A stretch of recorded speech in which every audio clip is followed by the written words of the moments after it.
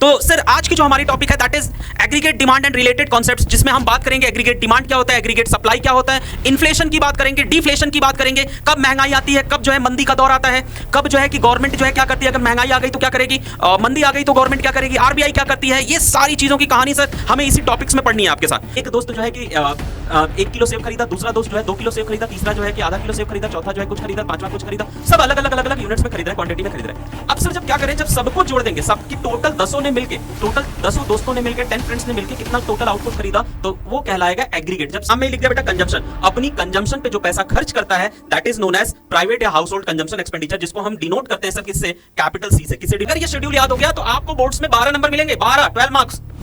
और ये शेड्यूल ऐसा है जो आपके पूरे चैप्टर को लेकर चलेगा। देखिए मेरा काम ही है सर, चाहे आप मेरे से कॉस्ट चैप्टर पढ़ लीजिए, चाहे रेवेन्यू पढ़े होंगे, चाहे प्रोडक्शन पॉसिबिलिटी कर्व पढ़े होंगे, चाहे कोई भी चैप्टर, मैं ज्यादातर फोकस हमारा ये होता है एक टेबल। क्योंकि बेटा देखो हम भी आप लोगों की तरह ही बैक बेंचर्स हुआ करते थे, ठीक है, चलिए कुछ फ्रंट बेंचर्स भी हैं, लेकिन एक बात समझिए, सबसे ज्यादा अगर टेक्निकल दिमाग कोई लगाता है तो वो कौन लगाता है? Back bencher. दिन क्या हुआ कि नानी घर पे आई, अब नानी घर पे आई और तुमको जो है कि 500 रुपए कितना दे दी, 500। अब खेल चेंज हो गया, अब भाई कितना, 100 रुपए पॉकेट मनी और 500 रुपए नानी, इनकम कितनी हो गई भैया, 600। एक बात बताओ बहुत जल्दी, कंजम्पशन 100 के से 500 पहुंच जाएगी कि नहीं? उस दिन पार्टी होगी कि नहीं होगी? ओके बिल्कुल सर होगी।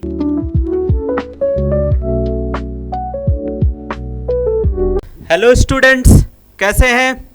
उम्मीद करते हैं अच्छे होंगे। एक बार मैं फिर से अभय सिंह कॉमेट हब परिवार की तरफ से अपनी नई क्लास नई टॉपिक के साथ आपके पास जो है आ गए हैं। और सर ये जो टॉपिक है the most important topic from boards point of view class 12th के लिए, यहाँ तक कि सर ये सारी जो भी टॉपिक्स हैं ये ऐसा नहीं कि सिर्फ और सिर्फ आपको बोर्ड्स में ही काम देंगी, ये आपको बीकॉम में काम देंगी, ये आपको जो है कॉमर्स से रिलेटेड जहाँ जिस भी फील्ड में आप जाएंगे, जहाँ कहीं भी जाएंगे, ये टॉपिक्स आपको जरूर मिलेंगी। तो ऐसा नहीं कि ये सिर्फ और सिर्फ पर्टिकुलर 12th के लिए, हाँ ये 12th में ये टॉपिक पूरे चैप्टर्स के साथ आती है, पूरी यूनिट्स के साथ आती है, 3 चैप्टर्स का एक यूनिट होता है। तो सर इस टॉपिक में एक्चुअल देखिए, आप इस टॉपिक को जब पढ़ेंगे ना, इस टॉपिक से आपको ये पता चल जाएगा कि एक्चुअल में चीजें चल क्या रही हैं, क्या जो है कि क्या होता है एग्रीगेट डिमांड, पूरी इकोनॉमी की डिमांड क्या होती है, पूरे इकोनॉमी की सप्लाई क्या होती है जो है।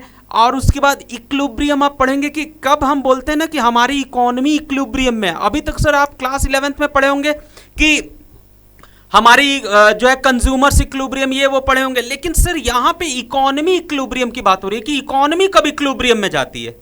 ये सारी चीजें जब आप पढ़ते हैं ना तो यहाँ पे सर जो है कि पूरा देखिएगा माहौल बदल जाएगा। और आप नेशनल इनकम पढ़ के आए हो तो इस चैप्टर को समझने में आपको बहुत दिक्कतें नहीं आएंगी। क्लियर है?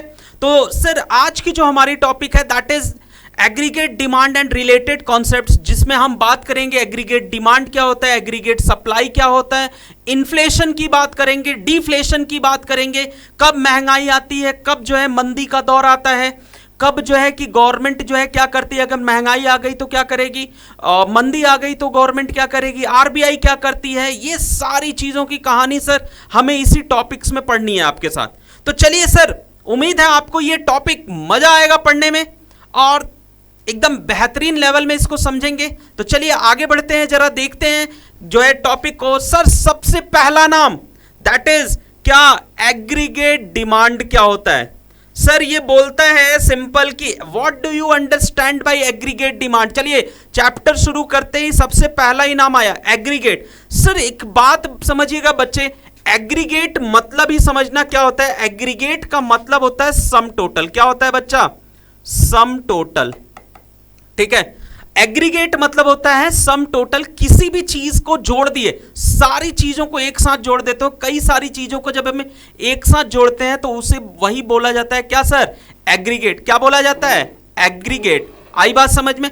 देन उसके बाद सर यहीं पे बात होती है एग्रीगेट डिमांड हो रहा है। तो एग्रीगेट डिमांड का मतलब क्या होता है?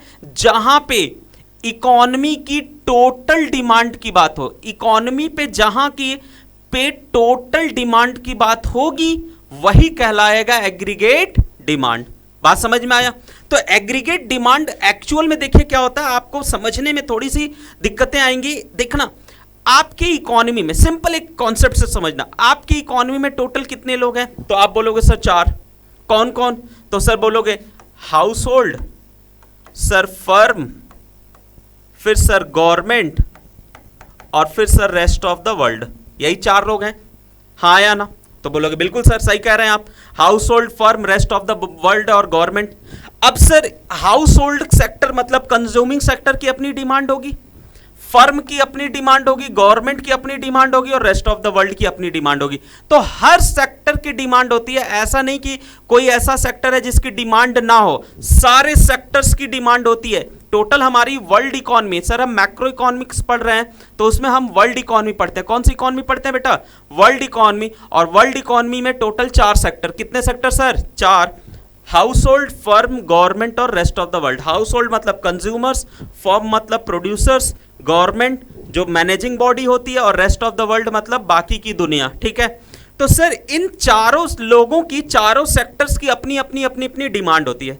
जब हम इन सबको जोड़ते हैं, हाउस होल्ड की डिमांड, फर्म की डिमांड, गवर्नमेंट की डिमांड और रेस्ट ऑफ द वर्ल्ड, सबकी डिमांड को जब हम जोड़ते हैं तो बनता है सर वर्ल्ड क्या? एग्रीगेट। क्या बनता है? एग्रीगेट। बात समझना, सबको जोड़ोगे, अभी बोला ना सबको एक साथ जोड़ा तो क्या बनता है? एग्रीगेट। क्या बनता है बेटा? एग्रीगेट। अब बात आ रही है डिमांड की, बात हो रही है तो एग्रीगेट डिमांड हो जाएगा। क्या हो जाएगा? Aggregate demand. अगर सप्लाई की बात होगी तो एग्रीगेट सप्लाई हो जाएगा, तो ये भी पढ़ेंगे, बट पहले हम एग्रीगेट डिमांड पे बात करते हैं। अब समझिएगा, तो एग्रीगेट डिमांड क्या है? It is the total demand of all final goods and services. जितने भी फाइनल गुड्स और सर्विसेज हैं हमारी इकोनॉमी में, क्या बोला? जितने भी फाइनल गुड्स और सर्विसेज हमारी इकोनॉमी में है, उनका क्या?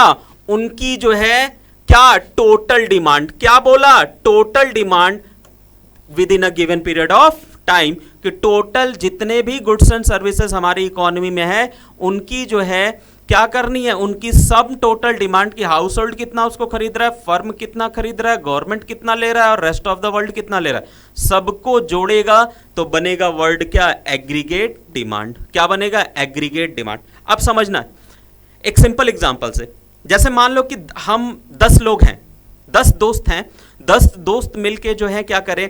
कुछ चीजें खरीदे। चलो, एक दोस्त जो है कि 1 किलो सेब खरीदा, दूसरा दोस्त जो है 2 किलो सेब खरीदा, तीसरा जो है कि आधा किलो सेब खरीदा, चौथा जो है कुछ खरीदा, पांचवा कुछ खरीदा। सब अलग अलग अलग अलग यूनिट्स में खरीद रहे हैं, क्वांटिटी में खरीद रहे हैं। अब सर जब क्या करें? जब सबको जोड़ देंगे, सबकी टोटल 10 ने मिलके, टोटल 10 दोस्तों ने मिलके, 10 फ्रेंड्स ने मिलके कितना टोटल आउटपुट खरीदा, तो वो कहलाएगा एग्रीगेट। जब सम टोटल निकालोगे तो बन जाएगा एग्रीगेट। अब खरीदा दैट मींस डिमांड किया, तो एग्रीगेट डिमांड। समझ में आया? बट याद रखना बेटा, फाइनल गुड्स, क्योंकि नेशनल इनकम किसकी बात करता था? फाइनल गुड्स की बात करता था। याद आ रहा होगा आपको, हम अपने पिछली क्लासेस बताए थे, पढ़ाए थे कि नेशनल इनकम हमेशा किस में बात करता है? फाइनल गुड्स में बात करता है। किस में बात करता है? फाइनल। वो इंटरमीडिएट गुड्स में बात नहीं करता। तो उसने बोला कि नेशनल इनकम फाइनल में, तो यहां एग्रीगेट डिमांड भी किस में बात करेगा? फाइनल में ही बात करेगा। किस में बात करेगा बेटा? फाइनल में। क्लियर है? चलो अब बात करते हैं components of aggregate demand. Aggregate demand के कुछ कंपोनेंट्स होते हैं, ठीक है। चलो, हमने अभी जस्ट बोला बेटा 4 सेक्टर आपको पढ़ने हैं, तो चलो सबसे पहला जो सेक्टर है that is house hold sector की बात करते हैं। किस सेक्टर की बात करते हैं? House hold sector. तो हाउस होल्ड सेक्टर जो पैसा खर्च करता है उसको क्या बोलते हैं? प्राइवेट या हाउस होल्ड कंजम्पशन एक्सपेंडिचर। क्या बोलते हैं सर? प्राइवेट और हाउस होल्ड कंजम्पशन एक्सपेंडिचर। मतलब जो प्राइवेट सेक्टर या हाउस होल्ड सेक्टर अपनी कंजम्पशन पे, देखो नाम में ही लिख दिया बेटा कंजम्पशन, अपनी कंजम्पशन पे जो पैसा खर्च करता है that is known as private या हाउस होल्ड कंजम्पशन एक्सपेंडिचर, जिसको हम डिनोट करते हैं सर किससे? कैपिटल सी से। किससे डिनोट करते हैं? कैपिटल सी से। याद रखिएगा, कैपिटल सी का मतलब हो जाएगा कंजम्पशन एक्सपेंडिचर, जो ऐसा खर्चा, ऐसे पैसे जो खर्च कर रहे हैं हम किन चीजों पे? कंजम्पशन पे। किस पे खर्च कर रहे हैं? कंजम्पशन पे। बात समझ में आए? अब वो कंजम्पशन किस पे हो सकती है सर? गुड्स एंड सर्विसेज पे हो सकती है, फूड पे, क्लोथिंग, एंटरटेनमेंट, ट्रांसपोर्टेशन, किसी भी चीज पे हो सकती है। मतलब ऑल एंड ऑल बात हो रहा है कि कंज्यूमिंग सेक्टर जो भी पैसा खर्च करता है किस पे? कंजम्पशन पे। कंज्यूमिंग सेक्टर जो भी पैसा खर्च करता है किस पे, कंजम्पशन पे, वो क्या कहलाता है, वो कहलाता है प्राइवेट या हाउस होल्ड कंजम्पशन एक्सपेंडिचर। जैसे हम आप लोग जो है पैसा जो खर्च कर रहे हैं बेटा ना कंजम्पशन पे, मूवी देखने जा रहे हैं, ट्रांसपोर्टेशन का पैसा दे रहे हैं, या कपड़े खरीद रहे हैं, खाना खा रहे हैं, तो वो सारा खर्चा किस में जाता है बेटा, वो टोटल खर्चा चला जाता है प्राइवेट या हाउस होल्ड कंजम्पशन एक्सपेंडिचर, जिसको हम डिनोट करते हैं किससे, कैपिटल सी से। क्लियर है। सेकंड देखिए इन्वेस्टमेंट। अब इन्वेस्टमेंट कौन करता है, फर्म, क्योंकि इन्वेस्टमेंट का मतलब ही होता है क्या, किस मकसद से, प्रॉफिट के मकसद से, किस मकसद से, प्रॉफिट। तो इन्वेस्टमेंट एक्सपेंडिचर जिसको हम कैपिटल आई से डिनोट करते हैं, किससे डिनोट करते हैं बेटा, कैपिटल आई से। इन्वेस्टमेंट एक्सपेंडिचर, इन्वेस्टमेंट किया किसने, फर्म ने, तो फर्म सेक्टर जो पैसा, जो प्रोड्यूसिंग सेक्टर पैसा खर्च करता है, कौन, प्रोड्यूसिंग सेक्टर जो टोटल पैसा खर्च करता है किस पे, बिजनेस पे, लाइक कैपिटल गुड्स खरीदने पे। याद रखना कंजम्पशन गुड्स नहीं बेटा, किस पे, कैपिटल गुड्स। अगर कंजम्पशन गुड्स पे गया तो ये चला जाएगा कंजम्पशन एक्सपेंडिचर में। कैपिटल गुड्स पे खर्च करता है, like machinery, equipments, buildings, plants, inventories, इन सब चीजों पे जो पैसा लगा रही है। एक मान लीजिए कि आप कोई बिजनेस खड़ा कर रहे हैं जिसमें बिल्डिंग लगा रहे हैं, मशीनरी खरीद रहे हो, इक्विपमेंट्स खरीद रहे हो, ये सारी चीजें, जब रॉ मटेरियल्स खरीद रहे हो, ये सारी चीजें खरीद रहे हो, मतलब आपको आगे पैसा कमाना है, आपको आगे क्या करना है, पैसा कमाना है, अर्न करना है। तो ऐसा खर्चा, एक्सपेंडिचर मतलब खर्चा, ऐसा खर्चा किस में चला जाएगा, इन्वेस्टमेंट एक्सपेंडिचर, मतलब इस मकसद से तुम पैसे लगा रहे हो कि आगे पैसा कमाना है। सबसे बड़ी बात याद रखना बेटा, दो चीज, डिफरेंस समझना, कंजम्पशन एक्सपेंडिचर और इन्वेस्टमेंट एक्सपेंडिचर का डिफरेंस। एक्सपेंडिचर का मतलब तो होता है खर्चा, ठीक है, एक्सपेंडिचर मतलब खर्च होता है, बट कंजम्पशन एक्सपेंडिचर क्या बोलता है, जो हम उन गुड्स और सर्विसेज पे पैसा लगा रहे हैं जो किस पे जा रहे हैं, कंजम्पशन पे जा रहे हैं, मतलब हम कंज्यूम किए, खत्म। इन्वेस्टमेंट का मतलब होता है कोई ऐसा पैसा हम लगा रहे हैं जो इस पे आगे हमें जिससे पैसा कमाना है, आगे हम पैसा कमाने के मकसद से, आगे किसी मकसद से अगर हम पैसा कमाने पर्पस से पैसा लगा रहे हैं कि आगे कमाएंगे इस पे, तो ऐसी एक्सपेंडिचर क्या कहलाती है, कंजम्पशन एक्सपेंडिचर कहलाती है। क्या कहलाती है बेटा, कंजम्पशन इन्वेस्टमेंट एक्सपेंडिचर क्या कहलाती है, सॉरी, इन्वेस्टमेंट एक्सपेंडिचर। अगर सिर्फ पर्पस सेटिस्फैक्शन हो, कंजम्पशन, अगर पर्पस आगे कमाने का हो तो इन्वेस्टमेंट। दोनों समझ में आया डिफरेंस, कोई दिक्कत, चलिए आगे बढ़े। अब अगला जो नाम है दैट इज, देखिए सर अगला नाम क्या है, गवर्नमेंट एक्सपेंडिचर। अभी बोला ना तीसरा सेक्टर आपकी इकोनॉमी में कौन है, गवर्नमेंट। तो गवर्नमेंट जो पैसा खर्च करती है, अब सर गवर्नमेंट किस पे पैसा खर्च करेगी, गवर्नमेंट किस चीज पे पैसा लगाएगी, तो गवर्नमेंट लगाती है पैसा किस पे, तो गवर्नमेंट लगाती है गुड्स एंड सर्विसेज पे, जिसमें इंफ्रास्ट्रक्चर होता है, पब्लिक एजुकेशन होता है, डिफेंस होता है, इन सब चीजों पे जो पैसा लगा रही है, like hospital, sir government hospitals बनवा रही है, हॉस्पिटल का खर्चा देख रही है, लॉ एंड ऑर्डर का पैसा देख रही है, डिफेंस पे पैसा दे रही है, ये सब चीजें जो है कि पैसे, पुलिस को देखो पैसा दे रही है, तो उससे गवर्नमेंट को कोई पैसा कमा तो रही नहीं है, वो सिर्फ और सिर्फ गवर्नमेंट के लिए एक्सपेंडिचर है, पैसा जा रहा है, खर्चा है, हाँ या ना। तो ऐसे पैसे जो गवर्नमेंट खर्च करती है उसको डिनोट करते हैं हम कैपिटल जी से। किससे डिनोट करते हैं बेटा, कैपिटल जी से। तो गवर्नमेंट जो पैसा खर्च करती है उसको गवर्नमेंट एक्सपेंडिचर बोलते हैं। और लास्ट में आता है रेस्ट ऑफ द वर्ल्ड। कौन आता है sir, rest of the world. Rest of the world में क्या आता है, एक्सपोर्ट और इंपोर्ट। क्या आता है, एक्सपोर्ट। ये एक्स का मतलब होता है एक्सपोर्ट और एम का मतलब होता है इंपोर्ट। ये आप लोगों के लिए कोई नया नाम नहीं है बेटा, नेशनल इनकम में आप सब कुछ पढ़ के बैठे हुए हो। नेट एक्सपोर्ट का मतलब, कभी भी नाम के आगे नेट लग जाए इसका मतलब दो वैल्यूज के बीच की डिफरेंस। तो नेट एक्सपोर्ट का मतलब होता है export minus import, export minus imports. Clear है। तो नेट एक्सपोर्ट्स क्या बोलता है बेटा कि it is the difference between export and import, कि हम टोटल कितना एक्सपोर्ट कर रहे हैं और टोटल कितना इंपोर्ट कर रहे हैं, दोनों के बीच की डिफरेंस जो है कहलाती है क्या, दोनों के बीच की डिफरेंस नेट एक्सपोर्ट। तो रेस्ट ऑफ द वर्ल्ड की जो डिमांड होती है, अगर हम इंपोर्ट किए तो हमारी डिमांड, अगर एक्सपोर्ट किए तो फॉरेन की डिमांड, दोनों के बीच की डिफरेंस हम देखते हैं, दैट इज नेट एक्सपोर्ट्स कहलाती है। तो ऑल एंड ऑल हमने बच्चा देखा क्या, ध्यान से सुनिएगा, हमने देखा कि टोटल हमारी इकोनॉमी में 4 सेक्टर्स थे। कितने सेक्टर थे, 4 सेक्टर्स। ठीक है, जिसमें कौन कौन आते हैं, फर्म, ठीक है, फर्म से पहले आया हाउस होल्ड। कौन आया, हाउस होल्ड, फिर आया गवर्नमेंट, और फिर आया रेस्ट ऑफ द वर्ल्ड। यही 4 लोग आए। इन चारों में हाउस होल्ड सेक्टर के खर्चे को हम सी से डिनोट कर रहे थे, फर्म के खर्चे को हम इन्वेस्टमेंट एक्सपेंडिचर आई से डिनोट कर रहे थे, गवर्नमेंट के खर्चे को हम जी से डिनोट कर रहे थे, और रेस्ट ऑफ द वर्ल्ड को हम एक्स माइनस एम से डिनोट कर रहे थे। तो देखिए एग्रीगेट डिमांड यही तो बोलता है कि एग्रीगेट डिमांड क्या है, इन सब का टोटल, सारे लोगों के खर्चों का टोटल क्या कहलाता है, एडी कहलाता है। तो एडी का फॉर्मूला क्या बन जाएगा, C plus I plus G plus X minus M. सी मतलब कंजम्पशन एक्सपेंडिचर, आई मतलब इन्वेस्टमेंट एक्सपेंडिचर, जी मतलब गवर्नमेंट एक्सपेंडिचर, और एक्स माइनस एम का मतलब एक्सपोर्ट माइनस इंपोर्ट। क्लियर है, समझ में आया। तो एडी क्या होता है समझ में आया, sum total of all the demands. फिर एडी के कंपोनेंट्स 4, कैसे याद करोगे, चारों सेक्टर से याद कर लो।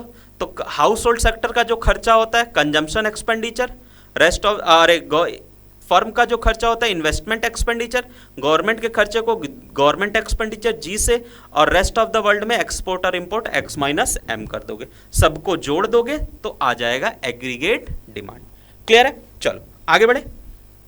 चलो अब सिर्फ खेल देखिएगा, वही तो अभी जस्ट वही तो हम पढ़ के आए कि एडी इज इक्वल टू क्या होता है। अब देखो ये aggregate demand in 4 sector model, कितने सेक्टर मॉडल की बात कर रहा है, 4 सेक्टर। 4 सेक्टर में कौन कौन आता है, हाउस होल्ड अभी जस्ट पढ़ाया, फर्म, गवर्नमेंट और रेस्ट ऑफ द वर्ल्ड, 4 लोग, हाँ या ना। चल household sector C, firm I, government G और एक्स माइनस एम। देखो यही तो बात अभी चल रही थी कि नहीं चल रही थी हमारी, बस देखो सिंपल सा एक फॉर्मूला क्रिएट कर दिया, एडी इज इक्वल टू क्या हो जाएगा, C plus I plus G plus X minus M. But class ये देखिए कुछ लोगों के लिए 4 सेक्टर इकोनॉमी पढ़ना है, कुछ को पढ़ना है 2 ही सेक्टर इकोनॉमी। तो क्लास 12 आपको आपके कोर्स में जो है 2 सेक्टर इकोनॉमी है, और एक्चुअल में ना ये सिर्फ 12th नहीं, हर जगह 2 सेक्टर मॉडल ही हम पढ़ रहे हैं। कितने सेक्टर मॉडल, ज्यादा जगह 2 सेक्टर। तो 2 सेक्टर मॉडल क्या कहता है, 2 सेक्टर में सब सिंपल समझना, आपको ये समझ में आ गया, डरने का नहीं। 2 सेक्टर मतलब एक ऐसा सेक्टर, 2 सेक्टर मतलब क्या, एक ऐसा सेक्टर जहां पे हाउस होल्ड और फर्म हो। आप देखिए नेशनल इनकम में भी आप पढ़ के आए थे 2 सेक्टर, कितने सेक्टर, 2, हाउस होल्ड और फर्म। हाउस होल्ड के खर्चे को सी से डिनोट करते हैं और फर्म के खर्चे को आई से डिनोट करते हैं, यही बोलो। तो एडी 2 सेक्टर मॉडल में क्या हो जाएगा, सी प्लस आई। हुआ कि नहीं हुआ, देखो कितना सिंपल सा है बेटा, एकदम से आप जो है कोरिलेट कर सकते हो, एकदम अपनी डेली लाइफ से इसको कोरिलेट कर सकते हो। हमारे खर्चे जो कंज्यूमिंग सेक्टर के खर्चे हैं वो सी से, जो इन्वेस्टमेंट जो फर्म सेक्टर के खर्चे हैं वो आई से।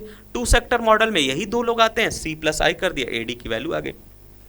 तोड़ दोगे तो एडी इज इक्वल टू क्या होता है, सी प्लस आई होता है, ठीक है। और सी इज इक्वल टू क्या हो जाएगा, एडी माइनस आई, और आई इज इक्वल टू क्या हो जाएगा, एडी माइनस सी। हालांकि इसका यूज बहुत कम होता है बच्चा, बट मैंने आपको समझा दिया। एक और चीज, मेरी बात को ध्यान से सुनना, अभी ही समझ लो तो ज्यादा बेटर होगा। सबसे पहले 3 नाम तुम याद रखो।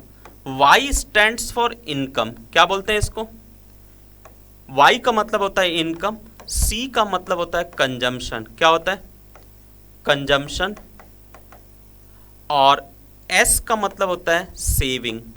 याद रखना ये कुछ नाम जो हम आपको बता रहे हैं। आई का मतलब हो जाएगा यहाँ पे इन्वेस्टमेंट। इस चैप्टर में ये नाम हमेशा याद रखना, ये नाम गड़बड़ तो है ही नहीं, आपसे गलत होगा ही नहीं, समझना बस, इस नाम में कंफ्यूजन नहीं लेना है बस। या आपको यहाँ इनकम में कंफ्यूजन होगी, लेकिन आप हमेशा से पढ़ते आ रहे हो। Y stands for income, C stands for consumption, S stands for saving and I stands for investment. बस इतना याद रखना बेटा। और एक बेसिक सा कॉन्सेप्ट, अगर आपको इनकम अपनी निकालनी है तो Y इज इक्वल टू क्या हो जाएगा, कितना खर्च किया और कितना बचाया, C प्लस S। और अगर आपको कंजम्पशन निकालनी है तो Y माइनस C, और अगर आपको सेविंग निकालना है तो Y माइनस S ही हो जाएगा, और ये Y माइनस C। इस बेसिक फॉर्मूले को कभी मत भूलना बेटा, बेसिक है, देखो कुछ कोई दम नहीं है। इनकम का फॉर्मूला क्या होता है, हमारी इनकम कैसे पता चलेगी, हम कितना खा रहे हैं और प्लस कितना बचा रहे हैं। खाया कंजम्पशन, बचाया सेविंग, तो C इज इक्वल टू क्या हो जाएगा, Y माइनस S। और सेविंग अगर निकालना है तो इनकम से कंजम्पशन को घटा दो, समझ में आया? देखो कितना आसान है, कितना सिंपल है चीजों को करना। समझ में आया? तो आगे बढ़े, मजा आ रहा है? चलो जरा आगे बढ़ते हैं। अब देखिए सर इसके शेड्यूल को, भैया ये ब्रह्मास्त्र है, इस शेड्यूल को याद कर लीजिए। अगर ये शेड्यूल याद हो गया तो आपको बोर्ड्स में 12 नंबर मिलेंगे, 12 मार्क्स। और ये शेड्यूल ऐसा है जो आपके पूरे चैप्टर को लेके चलेगा। देखिए मेरा काम ही है सर, चाहे आप मेरे से कॉस्ट चैप्टर पढ़ लीजिए, चाहे रेवेन्यू पढ़े होंगे, चाहे प्रोडक्शन पॉसिबिलिटी कर्व पढ़े होंगे, चाहे कोई भी चैप्टर, मैं ज्यादातर फोकस हमारा ये होता है एक टेबल। क्योंकि बेटा देखो हम भी आप लोगों की तरह ही बैक बेंचर्स हुआ करते थे, ठीक है? चलिए कुछ फ्रंट बेंचर्स भी हैं, लेकिन एक बात समझिए, सबसे ज्यादा अगर टेक्निकल दिमाग कोई लगाता है तो वो कौन लगाता है? Back bencher. वो हमेशा बेटा जो है ना शॉर्ट खोजेगा, किससे मेरा काम हो जाए। तो बच्चा बस आपको वही, आप बोला ना कि आप हार्ड वर्क से ज्यादा स्मार्ट वर्क पे फोकस करो। अगर आप स्मार्ट वर्क पे फोकस करोगे ना तो आप चीजें जल्दी कर लोगे और आप अपना टाइम बचाओगे। आपसे कोई पूछने ही नहीं गया, अगर आप यही टेबल बना के चले आए तो क्या तुमसे कोई पूछने आएगा क्यों बनाए? नहीं क्यों बनाए? अरे उसको जवाब से मतलब है, उसको ये इस बात से कोई मतलब नहीं कि तुमने क्या बनाया कैसे बनाया। तुम एक ही टेबल से पूरे चैप्टर सॉल्व कर दो, ये तो तुम्हारी महारत हासिल हो गए ना। तो इसीलिए याद रखना एक टेबल। अब इस टेबल को, अगर सबसे बड़ी बात इस टेबल को बच्चे समझ लीजिएगा। सबसे पहले देखो इनकम मैंने लिया, इनकम कितना था? 0, 100, 200, 300, 400, 500 और 600। मैंने एक अलग अलग लेवल की इनकम ले ली। पहले मैंने इनकम 100 लिया, 0 लिया, पहले कि अगर मान लो मेरी इनकम 0 हो दूंगी तो क्या होगा। इस टेबल को जो समझ लिया बेटा ना, उसके लिए आधा चैप्टर की कहानी खत्म। इनकम हमारी 0 है तो क्या होगा, 100 है तो क्या होगा, 200 तो है, 300, 400, ऐसा हम इनकम बढ़ाते जा रहे हैं, ठीक है? चलो एक कांस्टेंट रेट पे बढ़ाते जा रहे हैं। अब देखो यहां पे कंजम्पशन मैंने ले दिया 40। यही खेल बस समझना है बेटा। आखिर सर जब इनकम 0 तो कंजम्पशन 40 क्यों? ये मुझे जवाब दे दीजिए। अगर आपके जेब में पैसे हैं ही नहीं तो कहां से खर्च करोगे? पॉसिबल है? बोलो क्या पॉसिबल है? बोलोगे नहीं सर, नहीं। बट सर आप सोच के देखिए, एक बहुत बड़ी चीज बताने जा रही है, दिमाग में रखिएगा। सर्वाइवल भी तो चाहिए। तो हम कह रहे हैं मेरे जेब में एक भी रुपया ना हो। ध्यान से सुनना बेटा, हमारे जेब में एक भी रुपया ना हो, हवा पी के रहेंगे? बोलोगे नहीं सर बिल्कुल, कुछ तो चाहिए, सरवाइव करने के लिए चाहिए, बेसिक नेसेसिटीज। चलो भैया कुछ नहीं, कपड़े पहनने के लिए नहीं, हम ऐसे ही घूम रहे हैं सर, हमारे पास रहने के लिए घर नहीं है, कोई फर्क नहीं पड़ता, बट सर मुझे खाना तो चाहिए ना। तो कहोगे हाँ सर खाना तो चाहिए, बिना खाना खाए तो नहीं रह सकते। चलो एक दिन भूखा, कुछ बच्चे बोलेंगे, हाँ आप लोग जैसे स्मार्ट लोग कुछ बोलेंगे, भैया सर पानी पी के रह जाएंगे। भैया ठीक है, पानी पी के कितने दिन रह लोगे? एक दिन, 2 दिन? खाना चाहिए ना, basic necessities of life food है। अब उस बेसिक नेसेसिटीज ऑफ लाइफ को फुलफिल करोगे तो तुम चाहे तुम्हारे जेब में कुछ भी ना हो, तुम भीख मांगो, हम भीख मांग लें तो भी फर्क नहीं, हमारी इनकम 0 है तो भी हम भीख मांग के खा लेंगे कि नहीं खा लेंगे? मांग के खा लेंगे कि नहीं? तो कहीं ना कहीं हमारी कंजम्पशन हमेशा पॉजिटिव होगी कि नहीं होगी? क्या हमारी कंजम्पशन 0 हो सकती है बेटा? तो बोलोगे नहीं सर बिल्कुल नहीं, क्योंकि सरवाइव करने के लिए, जिंदा रहने के लिए तो चाहिए ना मुझे। तो बोलोगे हाँ सर जिंदा रहने के लिए चाहिए, तो इसीलिए कहा गया even at 0 level of income. क्या बोला? Even at 0 level of income some minimum consumption is needed. कि इनकम 0 हो जाए लेकिन कंजम्पशन कभी भी 0 नहीं हो सकती। आपके पास जेब में एक भी रुपया ना हो तो भी आप बिना खाए जिंदा नहीं रह पाओगे। चलो तुम भीख मांगे खाओगे, तुम जाके किसी भंडारे में खाए, कहीं कुछ भी, कहीं भी खाए, फ्री का ही खाना खाए, लेकिन कंजम्पशन पॉजिटिव हुई कि नहीं हुई? तो बोलोगे हाँ सर बिल्कुल पॉजिटिव हुई। तो ऐसे ही कंजम्पशन को बोलते हैं क्या? ध्यान से समझना बेटा, ऐसे ही कंजम्पशन को बोलते हैं ऑटोनॉमस कंजम्पशन। क्या बोलते हैं? Autonomous consumption. याद रखना इस बात को बेटा, क्या बोलते हैं? ऑटोनॉमस कंजम्पशन, मतलब एक ऐसी consumption which is obtained at zero level of income. कि अगर हम जो है हमें 20 रुपए की चाहिए, मिनिमम 20 रुपए चाहिए जिंदा रहने के लिए, तो वो अगर मेरी इनकम जीरो है, तो अगर मेरी इनकम कितनी है? जीरो है, 20 रुपए मेरे लिए क्या बन जाएगी? Autonomous consumption. क्या कहला जाएगी? Autonomous consumption. इसीलिए इसको डिनोट करते हैं हम सी बार से। किससे डिनोट करते हैं बेटा? सी बार से। समझ में आया क्या? पक्का?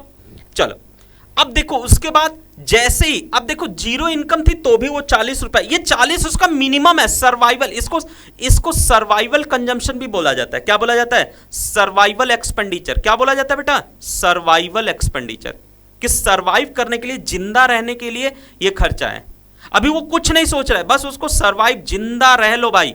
उसके बाद कपड़े, रहने का सोचना है, पहले जिंदा रहने का सोचना है। तो बेसिक नेसेसिटीज ऑफ लाइफ में सबसे पहला नाम क्या आता है भैया? फूड ही तो आता है। क्या आता है?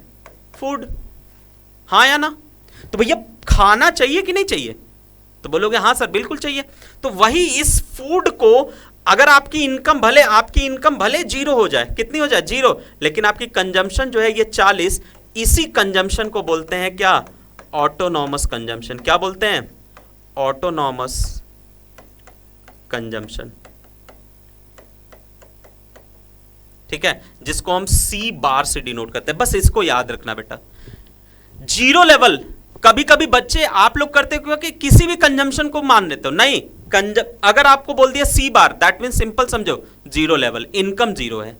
ठीक है, चलो आगे बढ़े। अब एक बात समझना, अगर हम मेरे जेब में एक भिखारी का एग्जांपल लेना, बहुत ध्यान से समझना। एक भिखारी का एग्जांपल, उसके जेब में एक भी रुपया नहीं था तो भी वो 40 रुपए उसकी कंजम्पशन थी। उसके जेब में 100 रुपए है, वो 120 पहुंच गया। अब आपका दिमाग खराब होगा। अब आप ये कहेंगे सर ये क्या था, 40 रुपए में वो जिंदा रह ले रहा था, उसके जेब में 100 आया तो वो चला गया 120 पे। बेटा एक बात बताओ, वहां यहां पे सिर्फ वो खा पा रहा था ना, यहां पे वो अपने खाने और कपड़े के बारे में सोचेगा तो कहीं ना कहीं फिर भी उसको नेगेटिव जाना पड़ेगा कि नहीं जाना पड़ेगा? कहीं ना कहीं उसके खर्चे उसकी इनकम से ज्यादा होंगे कि नहीं? बोलो हाँ या ना? कहोगे हाँ सर बिल्कुल, कर्जे में वो आ जाएगा। फिर देखो उसकी इनकम 200 हुई तो कंजम्पशन भी 200 हो गई। कितनी हो गई? 200। तो क्या दिख रहा है? इनकम बढ़ रहा है तो कंजम्पशन भी बढ़ रहा है। हाँ या ना? फिर देखो इनकम 300 हो गई, कंजम्पशन 280 हो गई। अब खेल देखो बेटा, यहां खेल बदल गया। यहां क्या हुआ? यहां कंजम्पशन कम हो गई इनकम से। देखो हाँ या ना? हो गया हाँ सर बिल्कुल कम हो गई। दैट मीन्स अब उसकी धीरे धीरे उसकी बेसिक जरूरतें पूरी हो रही है। वो खाना खा ले रहा है, वो जो है कपड़े पहन ले रहा है, वो रहने के लिए घर की व्यवस्था कर पा रहा है। अब जो है धीरे धीरे जब लोगों की बेसिक जरूरतें पूरी होने लगती हैं तो सिंपल सर माइंड लगाइए, किधर भागने लगते हैं हम? सेविंग्स। किधर? सेविंग्स, पैसा बचाने लगते हैं। हाँ या ना? एक बात बताओ कि आपके पास अगर डेली पैसा आए, क्या आए? डेली पैसा आए तो आपकी जरूरतें तो पूरी हो रही हैं, खाना भी खा ले रहे हो, रहने के लिए भी घर है, अच्छे अच्छे कपड़े भी पहन ले रहे हो, अपनी सारी जितनी भी तुम्हारी वांट्स है फुलफिल हो रही है। तो किधर पैसा बचाओगे ही ना भाई। तो बस वही चीज यहां हो रही है कि जब आपकी इनकम बढ़ती है तो आपकी कंजम्पशन बढ़ती है, बट धीरे धीरे आपकी सेविंग भी बढ़ने लगती है। फिर देखो 400 हुआ, देखो कंजम्पशन बढ़ा, 360 हुआ, लेकिन फिर से देखो डिफरेंस और बढ़ रहा है। फिर देखो 500 हुआ, फिर कंजम्पशन 600 हुआ, फिर बढ़ा। समझ में आया क्या? तो अब देखो यहां पे इन्वेस्टमेंट, अब देखो इन्वेस्टमेंट हर एक लेवल पे कांस्टेंट दिख रहा है मुझे 20। ये इन्वेस्टमेंट कौन करता है? फर्म। बहुत ध्यान से सुनना बेटा इसको भी। फर्म कभी भी आपकी इनकम के हिसाब से पैसा नहीं लगाता। फर्म को जो है कि जब लगेगा कि हाँ पैसा लगाना चाहिए इकोनॉमी में, पैसा इकोनॉमी में हम खर्च कर सकते हैं, तो फर्म पैसा लगाती है। वरना फर्म जो है अपनी इन्वेस्टमेंट को जस का तस रखी रहेगी, चाहे तुम्हारी इनकम 0 हो जाए, चाहे तुम्हारी इनकम 1000 हो जाए, उससे उसको फर्क नहीं पड़ता। फर्म को फर्क तब पड़ेगा जब फर्म को ऐसा लगेगा कि नहीं डिमांड बढ़ रही है, हमारा प्रोडक्ट ज्यादा बेचा जा सकता है, तो फर्म अपनी इन्वेस्टमेंट चेंज करेगा, वरना अपनी इन्वेस्टमेंट जस की तर्स कांस्टेंट रखेगा। तो हमें इस टॉपिक में इन्वेस्टमेंट को कांस्टेंट रख के पढ़ना है। क्या रख के पढ़ना है? कांस्टेंट। और जब सर बच्चे याद रखना, जब इन्वेस्टमेंट कांस्टेंट होती है, क्या? जब इन्वेस्टमेंट कांस्टेंट होती है, ध्यान से सुनना, व्हेन इन्वेस्टमेंट इज कांस्टेंट, तो ऐसी इन्वेस्टमेंट को बोलते हैं ऑटोनॉमस इन्वेस्टमेंट। क्या बोलते हैं बेटा? Autonomous investment. मतलब समझना, एक ऐसी इन्वेस्टमेंट, ध्यान से सुनना, एक ऐसी इन्वेस्टमेंट जो इनकम के साथ चेंज ना हो, एक ऐसी इन्वेस्टमेंट जो इनकम के साथ चेंज ना हो, ऐसी इन्वेस्टमेंट कहलाती है ऑटोनॉमस इन्वेस्टमेंट। मतलब ये सीधा सीधा कि अगर हमारी इनकम बढ़ रही है, इकोनॉमी में इनकम बढ़ रही है, तो इन्वेस्टमेंट भी बढ़ती। कि अरे चलो लोगों के जेब में पैसा बढ़ रहा है तो लोग ज़्यादा खरीदेंगे, डिमांड करेंगे, ज़्यादा डिमांड करेंगे तो इन्वेस्टमेंट बढ़ा दिया। नहीं, तो ऐसी इन्वेस्टमेंट वो तो चलो एकोमोडेटिंग कहलाती है, वो तो अभी आगे पढ़ेंगे हम। लेकिन इन्वेस्टमेंट जो इनकम के साथ चेंज ना हो, इनकम बढ़े चाहे घटे उसको कोई फर्क नहीं पड़ता, वो जस की तस पड़ी रहेगी, कांस्टेंट, तो ऐसी इन्वेस्टमेंट कहलाती है ऑटोनॉमस इन्वेस्टमेंट। क्या कहलाती है बेटा? Autonomous investment. इसी को हम आई बार के नाम से भी जानते हैं। किस नाम से जानते हैं? आई बार। देखिए कुछ नाम मैं तुमको पहले ही समझाते हुए चल रहा हूं बेटा, इसलिए इस टेबल पे बहुत वक्त दे रहा हूं मैं, वरना ये टेबल आसानी से तुरंत झटके में समझाया जा सकता था, बट ये समझ लिया ना तो आधा आपका काम खत्म हो जा रहा है। तो इन्वेस्टमेंट हर एक लेवल पे देखो क्या है, हर एक लेवल पे इन्वेस्टमेंट कांस्टेंट है, 20-20-20-20 हर एक लेवल पे है, ठीक है। अब एडी क्या बोला? एडी का फॉर्मूला क्या होता है? जल्दी बोलो। एडी का फॉर्मूला होता है C plus I. AD is equal to क्या होता है? C plus I. अब देखो बच्चा सी कहां मिला हमें? सी देखो 40 और आई 20, 40 और 20 जोड़े तो कितना मिल गया? 60 मिला क्या? कहोगे हाँ सर। 120 में 20 जोड़ा कितना आया? 140। 200 में 20 जोड़ा 220। 280 में 20 जोड़ा 300। 360 में 20 जोड़ा 380। 440 में 20 जोड़ा 460 और 520 में 20 जोड़ा 540। देखो हुआ कि नहीं हुआ? तो एडी किसका समेशन है? कंजम्पशन और इन्वेस्टमेंट का समेशन है। समझ में आया? ये पूरा टेबल आप लोगों को समझ में आया बच्चा? पहली चीज मैंने इनकम आपको समझाई कि इनकम 0 रख के करेंगे, फिर 100, फिर 200, ऐसे इनकम बढ़ाते चले जाएंगे। अब कंजम्पशन भी मैंने क्या किया? 0 लेवल ऑफ इनकम पे कंजम्पशन कभी भी 0 नहीं हो सकती, क्योंकि सर्वाइवल चाहिए। अब सर्वाइवल के लिए सर हमें basic necessities of life, food तो चाहिए ही चाहिए। अब उस फूड की फुलफिलमेंट जो है, जो भी हमारी हो, वो जो है अमाउंट क्या कहलाती है? ऑटोनॉमस कंजम्पशन कहलाती है। क्या कहलाती है बेटा? ऑटोनॉमस कंजम्पशन, जिसको हम डिनोट करते हैं किससे? सी बार से। किससे डिनोट करते हैं? सी बार से। उसके बाद हम इन्वेस्टमेंट लिया, इन्वेस्टमेंट को कांस्टेंट रखा, ठीक है। क्यों इन्वेस्टमेंट कांस्टेंट? क्योंकि ये एक ऐसी इन्वेस्टमेंट होती है जो इनकम के साथ चेंज नहीं होती। कंजम्पशन लगातार बढ़ते रहता है। याद रखिएगा सबसे बड़ी चीज, वाई और वाई अगर बढ़ेगा तो कंजम्पशन बढ़ेगा, तो इनकम भी बढ़ेगा और सेविंग भी बढ़ेगा। इस बात को हमेशा याद रखना। अगर आपके जेब में पैसे बढ़ रहे हैं, अगर आपके जेब में इनकम बढ़ रही है, तो आपकी कंजम्पशन भी बढ़ेगी और आपकी सेविंग भी बढ़ेगी। और लेकिन अगर वही आपके जेब में पैसे कम हो जाए तो क्या होगा? कंजम्पशन भी कम, सेविंग भी कम, ये भी कम। नहीं समझे? एग्जाम्पल देता हूं। एक बात बताओ, ध्यान से सुनना। आप घर पे हो और आपको जो है कि पॉकेट मनी मिलता है, चलो 100 रुपया। आप कितने हंस रहे होंगे कि सर ये क्या, ये तो इतना तो थोड़ी मिलता है। मान लो, मानने में क्या गया है, मान लो भाई। अब सर क्या हुआ, 100 रुपया पॉकेट मनी मिलता था, तो चलो भैया ठीक है, तुम 100 रुपए में जो है क्या करते थे, 100 का 100 पूरा खा जाते थे, ठीक है, सिंपल समझना। तो उस कंडीशन में तुम्हारी वाई इनकम कितनी हम मान ले 100 और कंजम्पशन भी 100, तो सेविंग बचाते थे कितना? 0। कितना बचाते थे? 0, ठीक है। चलो कोई बात नहीं, आगे बढ़। एक दिन क्या हुआ कि नानी घर पे आई, और नानी घर पे आई और तुमको जो है कि 500 रुपया दे दी। कितना दे दी? 500। अब खेल चेंज हो गया। अब वाई कितना? 100 रुपया पॉकेट मनी और 500 रुपया नानी। इनकम कितनी हो गई भैया? 600। एक बात बताओ बहुत जल्दी, कंजम्पशन 100 के से 500 पहुंच जाएगी कि नहीं? उस दिन पार्टी होगी कि नहीं होगी? कहोगे बिल्कुल सर होगी। और फिर भी कुछ पैसा बचा भी लिए क्या? तो बोलोगे हाँ सर बिल्कुल बचा भी लिए, पार्टी भी कर लिए, सब कर लिए। तो भैया देखो क्या दिख रहा है कि अगर इनकम बढ़ रही तो कंजम्पशन भी बढ़ रही और सेविंग भी बढ़ रही। बोलो हाँ या ना। पहले सेविंग 0 थी, 100 हो गई, इन 100 पे से 500 हो गई, 100 से 600 हो गई। लेकिन अगर मान लो गलती से किसी दिन क्या हुआ, 100 रुपया लेके जा रहे थे, 50-50 की 2 नोट थी, 50-50 की कितनी थी, 2 नोट थी, एक 50 का नोट गिर गया, ले सूखे छुआड़े की तरह मुंह बना लोगे क्या भैया? बोलो हाँ सर बिल्कुल बन गया मुंह। अब उस दिन कंजम्पशन कितनी हो जाएगी मेरे बच्चे? तो कहोगे सर 40 रुपया खाएंगे, और सेविंग, चलो सेविंग तो चलो कंजम्पशन 50 रुपया मान लो, कितनी हो गई 50, सेविंग 0 हो गई। तो इनकम घटी, कंजम्पशन घट गई, सेविंग तो पहले ही 0 थी भाई, सेविंग तो पहले ही 0 थी। तो याद रखना, income and consumption and saving are directly proportional to each other.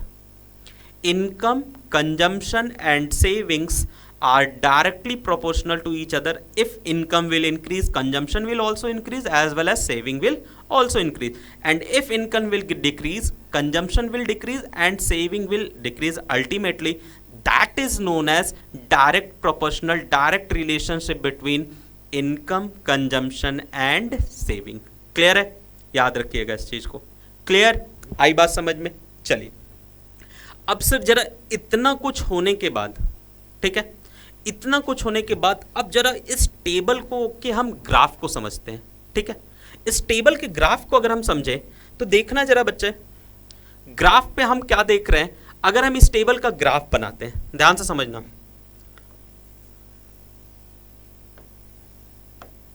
X axis and ये वाई एक्सिस, ये ओरिजिन हो गया, और इधर आप शो करेंगे क्या, आप शो कर दीजिए यहाँ पे इनकम। क्या शो करोगे? इनकम। और यहाँ शो कर दो क्या, कंजम्पशन, इन्वेस्टमेंट और एडी को। ठीक है, सबको शो कर दिया। ठीक है, चलो अब एक बात बताओ बच्चा, सबसे पहले अब आप जो है एक बात ध्यान रखना, इतने सारी चीजों को शो कर रहा है तो आप टेबल को छोड़ दीजिए, बस आप टेबल के पैटर्न को देखिए। अगर हम इन्वेस्टमेंट कर्व की बात करें तो इन्वेस्टमेंट कर्व कुछ इस तरीके से पैरेलल चल रहा है क्या? बोलो हाँ या ना। तो कहोगे हाँ सर बिल्कुल पैरेलल चल रहा है, हर एक लेवल पे 20। अगर मान लो बेटा ये 20 है, ये लेवल अगर 20 है, तो हर एक लेवल पे ये 20 ही जा रहा है कि नहीं जा रहा है? बोलो बच्चा हाँ या ना। तो ये हम रफ डायग्राम में ही सीख लेते हैं, कोई दिक्कत नहीं है। ठीक है, तो इन्वेस्टमेंट तो पैरेलल चला गया। देन उसके बाद अब मान लो कंजम्पशन, अगर ये 20 है तो यहां 40 होगा ही होगा, बिल्कुल। और देखो 40 के बाद 120 बढ़ रहा है, फिर 200, 280, 360, तो कुछ ऐसे बढ़ते हुए चला गया क्या कंजम्पशन कर्व? बोलो हाँ या ना। तो कहोगे हाँ सर बिल्कुल बढ़ते हुए चला गया। तो कंजम्पशन कर्व जब बढ़ते हुए चला गया, ये आपकी कंजम्पशन कर्व हो गई। कौन सी कर्व हो गई? कंजम्पशन कर्व हो गई। ठीक, देन उसके बाद आप अगर एडी कर्व बनाते हैं, कौन सी कर्व बनाते हो बच्चा? एडी कर्व बनाते हो। तो एडी जो है क्या, अगर ये 20 ये 40 तो 60 यहां पे, तो यहां से शुरू हुआ एडी कर्व, तो एडी कर्व भी कुछ इस तरीके से गया। ये एडी कर्व है, that is C plus I, C plus I. Clear है, बात समझ में आया? अब बच्चा एक बात देखिएगा, ध्यान से समझिएगा, इन्वेस्टमेंट तो अगर आपको देखो डायग्राम सिंपल से बन गया, कोई दिक्कत ही नहीं था, वाई से आपको मतलब नहीं था। अगर आपको सिंपल, क्योंकि आपको एडी पढ़ना है तो एडी में C प्लस आई ही आता है, कुछ आता नहीं है। तो आपने इनकम बस यहां पे लिया, अलग अलग लेवल ऑफ इनकम पे अलग अलग कंजम्पशन दिखा दिया सबका, और इन्वेस्टमेंट दिखा दिया, सब कुछ। अब बच्चे एक बात बताओ, ध्यान से, थोड़ा सा 1 मिनट रुक जाओ। ये कंजम्पशन, ठीक है। अब बच्चे एक बात बताइए, सबसे पहले अगर आपको पढ़ना हो, देखो ग्राफ कैसे लिखा जाता है, मैंने सिंपल आपको सिखाया graph. Investment curve is straight line parallel to X axis. Investment curve जो है पैरेलल चलती है किसके? एक्स एक्सिस के। क्यों? क्योंकि ये हर एक लेवल पे क्या होती है? कांस्टेंट। तो ऐसी इन्वेस्टमेंट को बोलते हैं क्या? Autonomous investment. क्या बोलते हैं बेटा? ऑटोनॉमस इन्वेस्टमेंट बोलते हैं। क्या बोलते हैं? Autonomous investment. क्लियर है, बात समझ में आया? जब इन्वेस्टमेंट कर्व कभी चेंज नहीं होगी तो ऐसी इन्वेस्टमेंट क्या कहलाएगी? ऑटोनॉमस इन्वेस्टमेंट कहलाएगी। कंजम्पशन कर्व देखो क्या हो रही है, पॉजिटिवली स्लोप्ड, अपवर्ड स्लोपिंग, ऊपर की तरफ भाग रही है कि नहीं भाग रही? जैसे जैसे देखो जीरो इनकम पे भी, अब देखो ध्यान देना बेटा, जीरो इनकम पे भी ये कंजम्पशन कुछ ना कुछ है, हाँ या ना? ये वाली वैल्यू देखो, ये यहां ये डिस्टेंस, अगर ये ओरिजिन है, ये डिस्टेंस दिख रही है, ये डिस्टेंस क्या है? जीरो लेवल ऑफ इनकम पे कंजम्पशन को शो कर रहा है। इसी को हम सी बार से बोलते हैं। क्या बोलते हैं? सी बार, जिसको हम बोलते हैं ऑटोनॉमस कंजम्पशन। क्या बोलते हैं बेटा? ऑटोनॉमस कंजम्पशन बोलते हैं। समझ में आया? तो ये कंजम्पशन क्या होता है? जैसे जैसे, अब देखो जीरो पे यहां था, फिर देखो यहां बढ़ गया, फिर जैसे जैसे इनकम बढ़ रही है कंजम्पशन बढ़ती चली जा रही है। तो कंजम्पशन कर्व अभी जस्ट बताया कि इनकम बढ़ेगा तो कंजम्पशन भी बढ़ेगा, तो इनकम जैसे जैसे बढ़ रहा है कंजम्पशन कर्व भी पॉजिटिवली स्लोप्ड अपवर्ड स्लोपिंग होगा। क्लियर है? लेकिन जहां से स्टार्ट करेगा वो दूरी किसके बराबर होगी? वो डिस्टेंस होगी सी बार के बराबर, जिसको हम ऑटोनॉमस कंजम्पशन भी बोलते हैं। क्लियर है? अब देखो aggregate demand curve, AD curve भी पॉजिटिव स्लोप हो रहा है, ऊपर की तरफ भाग रहा है, हाँ या ना? तो कहोगे हाँ सर बिल्कुल। क्यों एडी भाग रहा है? जबकि देखो एडी किसका सम्मेशन है? कंजम्पशन और इन्वेस्टमेंट का सम्मेशन है। इन्वेस्टमेंट तो कांस्टेंट है, इन्वेस्टमेंट तो कांस्टेंट, तो एडी को तो सीधा होना चाहिए ना। लेकिन एडी क्यों ऊपर की तरफ भाग रहा है? ऊपर पॉजिटिव स्लोप क्यों हो रहा है? Due to consumption. कंजम्पशन बढ़ रहा है तो एडी भी बढ़ेगा, कंजम्पशन बढ़ रहा है तो एडी भी बढ़ जाएगा। तो इसीलिए एडी कर्व भी पॉजिटिवली स्लोप्ड अपवर्ड स्लोपिंग। और एडी कहां से स्टार्ट होता है? उस पॉइंट से जहां पे एडी की वैल्यू सी प्लस आई के बराबर होती है। किसके बराबर होती है? सी प्लस आई के बराबर, वहीं से स्टार्ट होगा। सी प्लस आई अगर 80 आएगा तो 80 से स्टार्ट होता, 100 आएगा तो 100 से स्टार्ट होता, 60 आ रहा है तो 60 से स्टार्ट होगा। तो इसीलिए याद रखना, एडी और कंजम्पशन कर्व एक दूसरे के पैरेलल होती हैं बच्चे। क्या होती हैं? पैरेलल। कौन कौन? एडी और कंजम्पशन कर्व, एग्रीगेट डिमांड और कंजम्पशन कर्व एक दूसरे के पैरेलल होती है, क्योंकि इनके बीच की डिफरेंस कौन होता है? आई होता है। कौन होता है? इन्वेस्टमेंट। और इन्वेस्टमेंट हर एक लेवल पे होता है कांस्टेंट। इन्वेस्टमेंट हर एक लेवल पे क्या होता है? कांस्टेंट। जरा देखिए, समझा देता हूं मैं। यहां देखो 40 और ये 60 है, दोनों के बीच की डिफरेंस कौन है? देखो ये है, हाँ या ना? 20। यहां देखो 120 और 140, फिर से डिफरेंस कितनी? 20। यहां देखो 200 और ये 220, फिर से डिफरेंस कितना? 20। फिर देखो 280 और ये 300, फिर से डिफरेंस कितना? 20। 360 और 380, फिर से डिफरेंस कितना? हर देखो डिफरेंस क्या हो रही है? कांस्टेंट हो रही है। तो पैरेलल लाइन का मतलब क्या होता है? चाहे जैसे जाए उससे फर्क नहीं पड़ता, बस उनके बीच की डिफरेंसेस हर एक जगह पे सेम चलेंगी। चाहे कहीं भी चले जाए, रेल की पटरी की तरह चले जाए, लेकिन डिफरेंस सेम रहती है कि नहीं? तो बस वही चीज वो बोल रहा है। देखो यहां भी 440 460, डिफरेंस कितना? 20, सेम है। तो इसीलिए एग्रीगेट डिमांड और जो है कंजम्पशन कर्व एक दूसरे के पैरेलल होती हैं। क्यों? क्योंकि उनके बीच की डिफरेंस होती है इन्वेस्टमेंट, और investment remains constant at each and every level of income. ठीक है, आई बात समझ में? क्लियर है? देखो कितना आसान तरीके से ये ग्राफ आपको इलेबोरेट कर, अगर ये बन गया ऑटोमेटिकली आप जो है लिख लोगे। ठीक है, जल्दी से स्क्रीनशॉट ले लीजिए आप लोग।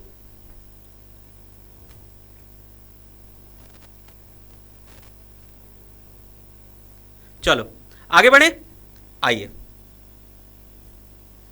अब सर देखिए, सेम वही जो चीजें अभी हम लोग डिस्कस करके आ रहे हैं उन्हीं के बारे में बात हो रही है।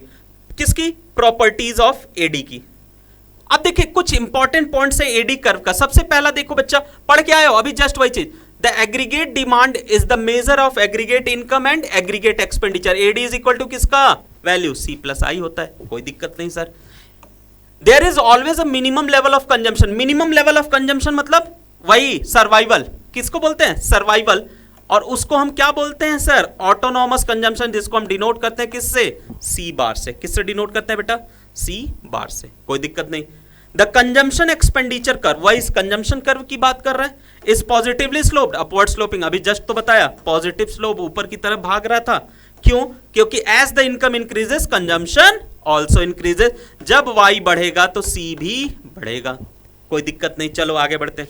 द इन्वेस्टमेंट एक्सपेंडिचर कर्व, वही इन्वेस्टमेंट कर्व की बात हो रहा है, remains constant as it is assumed to be independent. वो इंडिपेंडेंट होता है, उस पर किसी का दबाव नहीं होता है। कंजम्पशन तो इनकम पे डिपेंड होता है, सेविंग तो इनकम पे डिपेंड होता है, बट इन्वेस्टमेंट किसी पे डिपेंड नहीं होता है। तो ऐसी इन्वेस्टमेंट को हम आई बार बोलते हैं। आई बार का मतलब क्या होता है? Autonomous investment. क्या बोलते हैं उसको? Autonomous investment. समझ में आया? कोई दिक्कत? चलो फिर अगला है, the AD curve never starts from origin. बिल्कुल नहीं स्टार्ट करेगा बेटा ओरिजिन से। क्यों स्टार्ट करेगा? क्योंकि पॉजिटिव कंजम्पशन तो है ना, कंजम्पशन कभी जीरो नहीं होगी तो एडी भी जीरो नहीं होगी, because there is always a minimum level of consumption and that consumption is known as C bar. Clear है?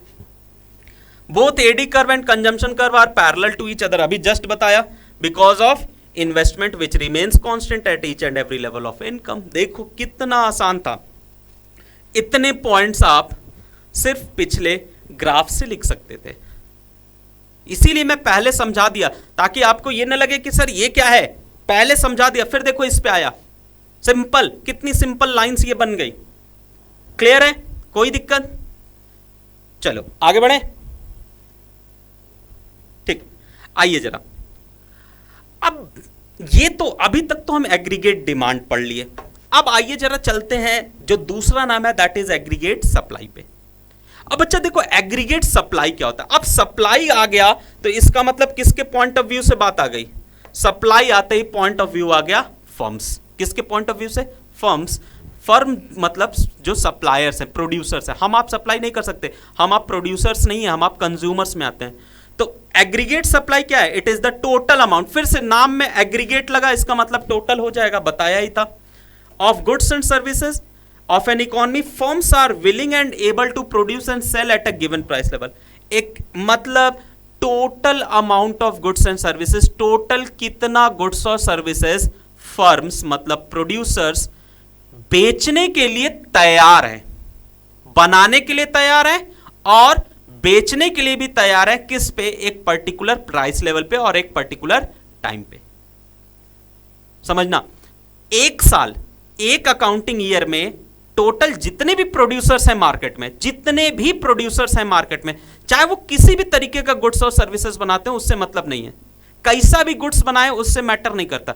मैटर ये करता है वो कुछ ना कुछ सर्वाइव जो है सप्लाई कर रहे हैं, कुछ ना कुछ प्रोड्यूस कर रहे हैं, तो वो प्रोड्यूसर है। ठीक, चाहे वो गुड्स प्रोड्यूस करें चाहे वो सर्विसेज प्रोड्यूस करें। तो जितने भी प्रोड्यूसर्स हैं मार्केट में, उन टोटल प्रोड्यूसर्स को जब हम जोड़ देते हैं तो ऑटोमेटिकली वो एग्रीगेट बन जाते हैं।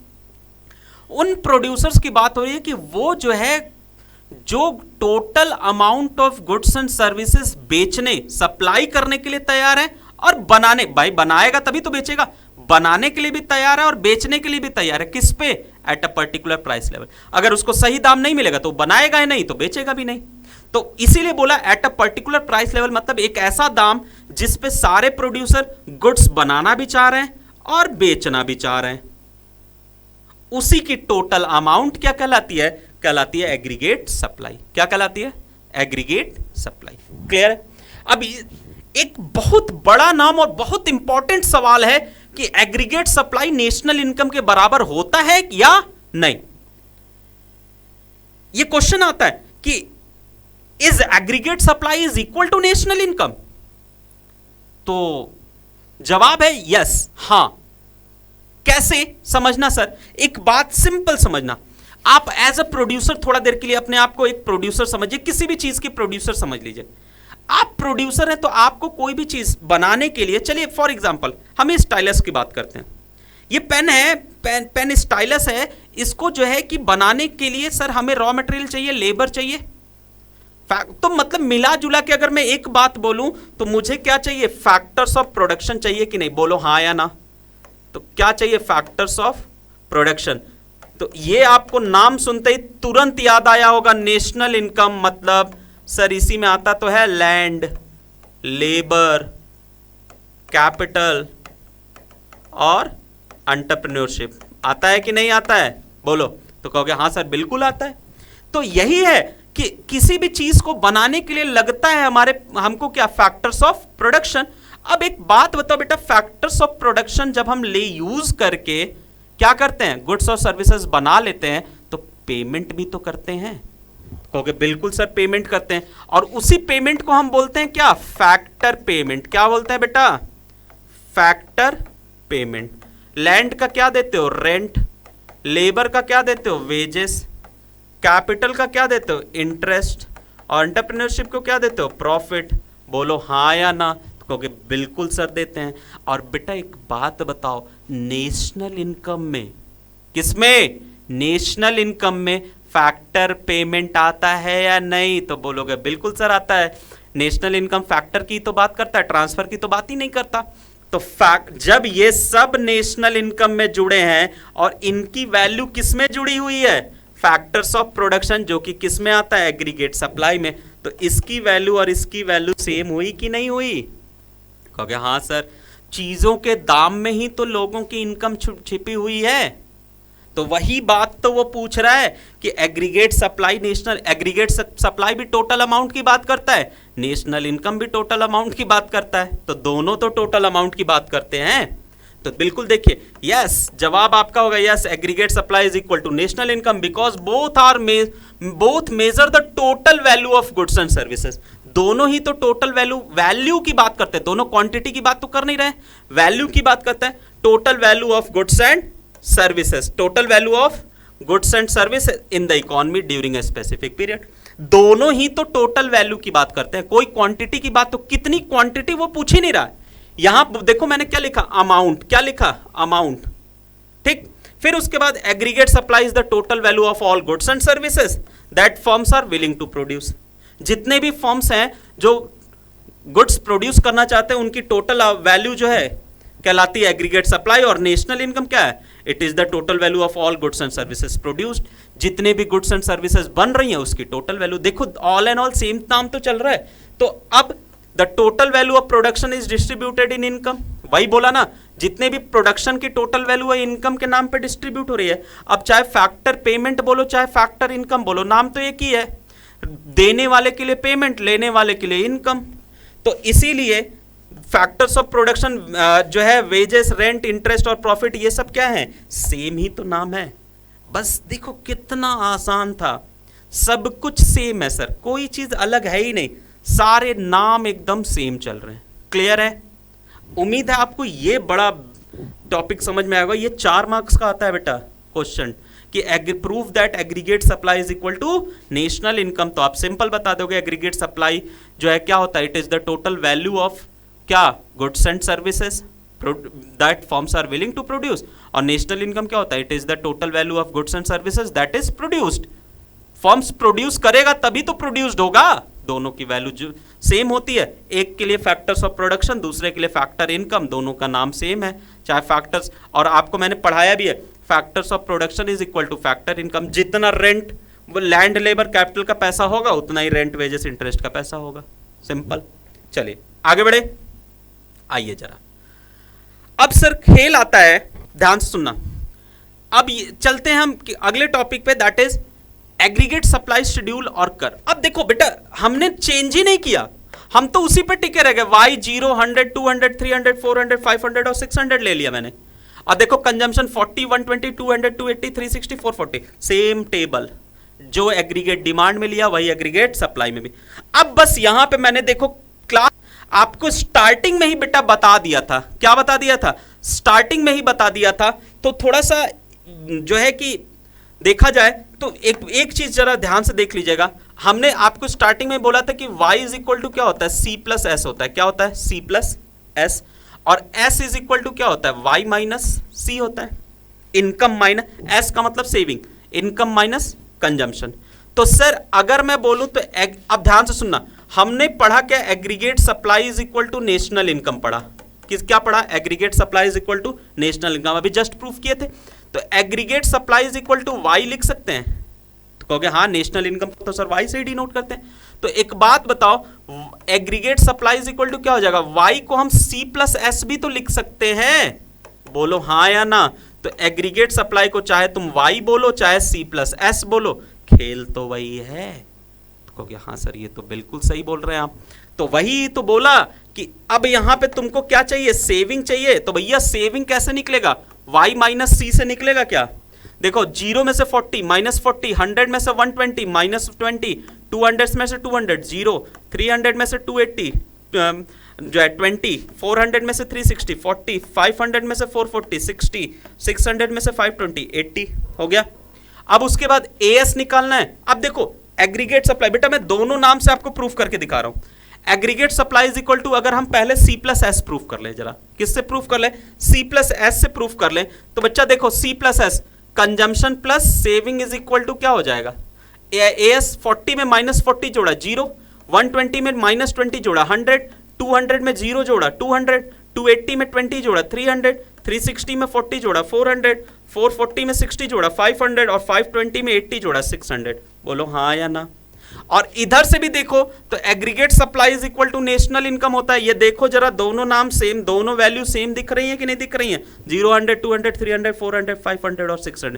तो जादू हो गया, हाँ या ना। तो वही तो वो बोला कि पूरा जो है खेल वही है, बस सर टेबल का खेल है। अगर आपको y और c याद हो गया तो खेल खत्म। और y भी क्या याद करना बेटा, 0, 100, 200 करना है, ये c याद करना है, ये भी याद हो जाएगा जब आप लगातार इस पे काम करेंगे तो। क्लियर है? चलो अब इसके अगर हम ग्राफ की बात करें तो कुछ नहीं भैया, एक सिंपल सा ग्राफ बनता है, एक्स एक्सिस और इधर वाई एक्सिस। ओरिजिन ये आपका इनकम शो करेगा, क्या शो करेगा, इनकम, और ये आपका शो करेगा एग्रीगेट सप्लाई को। कुछ इस तरीके से सप्लाई कर्व चलती है जो कि वाई बोली जाती है, क्या बोली जाती है, AS aggregate supply is equal to Y. 45 degree का ये एंगल बनाती है। कितने डिग्री का एंगल बनाती है, 45, क्योंकि पॉइंट ऑफ ओरिजिन से देखो 0 से स्टार्ट हो रही है कि नहीं, तो 0 से यहाँ चली गई। बस सर सिंपल सा खेल, कितना आसान है ये, हाँ या ना। तो इसका मेन टॉपिक था that was aggregate supply is equal to national income proof करने का। ठीक है, चल आगे बढ़े, चले। तो सर अब देखिए टॉपिक खत्म। जो आज हम लोगों की मेन टॉपिक्स थी दैट वाज क्या, हम लोग क्या क्या पढ़े, हम लोगों ने पढ़ा एग्रीगेट डिमांड क्या होता है, उनके कंपोनेंट्स के बारे में बात किया, ठीक है। फिर उसके बाद एडी और एडी शेड्यूल पढ़ा, पूरे शेड्यूल को अच्छे से डिस्कस किया हम लोगों ने, क्या क्या होता है, कैसे होता है, सारी चीजें। फिर उसके बाद हमने जो है कि इंपॉर्टेंट पॉइंट्स भी समझे उसके, ठीक है। देन उसके बाद फिर हम लोग कहाँ पे बात किए, एग्रीगेट सप्लाई क्या होता है, aggregate supply is equal to national income proof किया, एग्रीगेट सप्लाई कर्व पढ़ा, सारी चीजें पढ़ लिए। ऑल एंड ऑल अभी तक इस चैप्टर का जो हम लोगों ने स्टार्ट किया है, ये चैप्टर का जो पार्ट फर्स्ट था वो बस इतना ही था, सिर्फ और सिर्फ आपको ये बताना था कि एग्रीगेट सप्लाई और एग्रीगेट डिमांड होता क्या है, क्या पढ़ना है इसमें। अगली जो पार्ट आएगी, जो अगली क्लास आएगी, that will be the most important, जिसमें न्यूमेरिकल्स के टॉपिक्स पढ़ाए जाएंगे, लाइक प्रोपेंसिटी टू कंज्यूम क्या होती है, प्रोपेंसिटी टू सेव क्या होती है, क्या होती है जो है कि saving function, consumption function, break even point, इन सब चीज़ों के बारे में। देखिए कितनी इंटरेस्टिंग नाम है। इन सब चीज़ों के बारे में नेक्स्ट क्लास में हमारी आपकी बात होगी क्लास, तो स्टे ट्यून्ड। तब तक के लिए आपको उम्मीद है ये वीडियोस पसंद आई होगी, तो बिल्कुल लाइक शेयर और सब्सक्राइब करना ना भूलें, और ऐसे ही अपना सपोर्ट कॉमेट हब परिवार को बनाए रखें। थैंक यू, दैट्स इट, जय हिंद, जय भारत।